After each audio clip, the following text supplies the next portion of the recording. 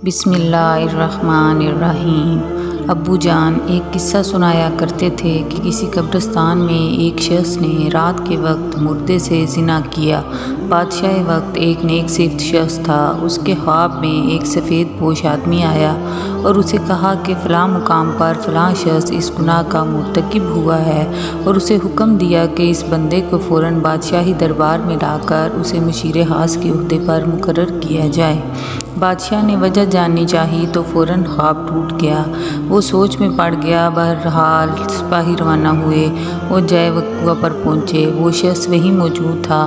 سپاہیوں کو دیکھ کر وہ بوکھلا گیا اور اسے یقین ہو گیا کہ اس کی موت کا وقت آن پہنچا ہے۔ اسے بادشاہ کے سامنے حاضر کیا گیا۔ بادشاہ نے اسے اس کا گناہ سنایا اور کہا، آج سے تم میرے مشیر حاض ہو۔ دوسری رات بادشاہ کو پھر خواب آیا تو بادشاہ نے فوراً اس سفید پوش سے اس کی وجہ پوچھی کہ ایک ایسے بندے کے ساتھ ایسا کیوں کرنے کا کہا آپ نے؟ سفید پوش نے کہا، اللہ کو اس کا گناہ سخت ناپسند آیا، چونکہ اس کی موت کا وقت نہیں آیا تھا، اس لیے تم سے کہا گیا کہ اسے مشیر بنا لو تاکہ وہ عیش میں پڑ جائے اور کبھی اپنے گناہ پر نادم ہونا ہو سکے اور معافی نہ مانگ سکے، کیونکہ اس کی سزا آخرت میں طے کر دی گئی ہے۔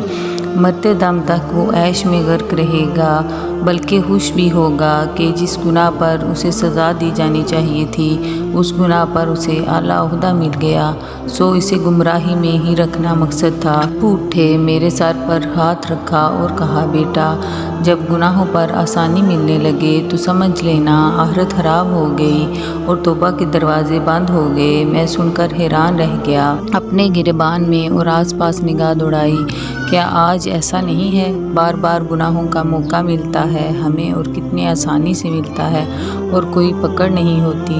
ہم خوش ہیں، عیش میں ہیں۔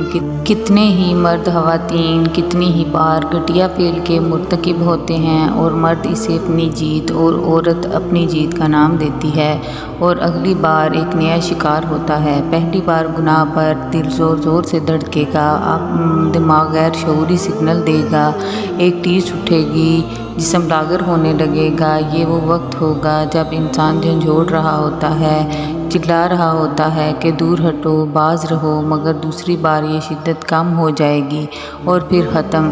پھر انسان مست رہتا ہے اور خوش بھی، مگر افسوس کہ اوپر والا اس سے اپنا تعلق قطع کر لیتا ہے۔ گناہ کا راستہ ہمیشہ ہموار ہوگا اور آسان بھی، مگر یاد رکھیے سچ کا راستہ دشوار ہوتا ہے، اس میں بے شمار تکلیفیں ہوں گی، آزمائشیں، مصیبتیں سب ہوں گی، مگر گناہ کا راستہ ہمیشہ ہموار ہوگا۔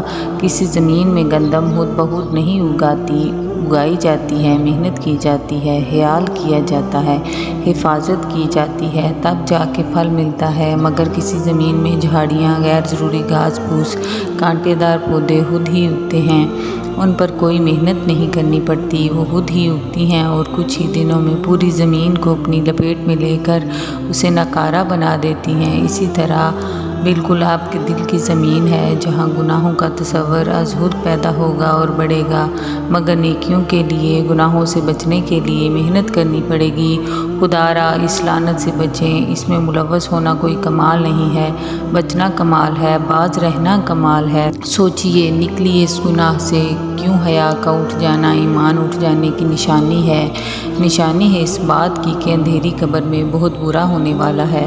خدا ہم سب کو ہدایت دے، آمین۔ ناظرین، ویڈیو کو لائک اور چینل کو سبسکرائب کرنا نہ بھولیے گا۔ شکریہ۔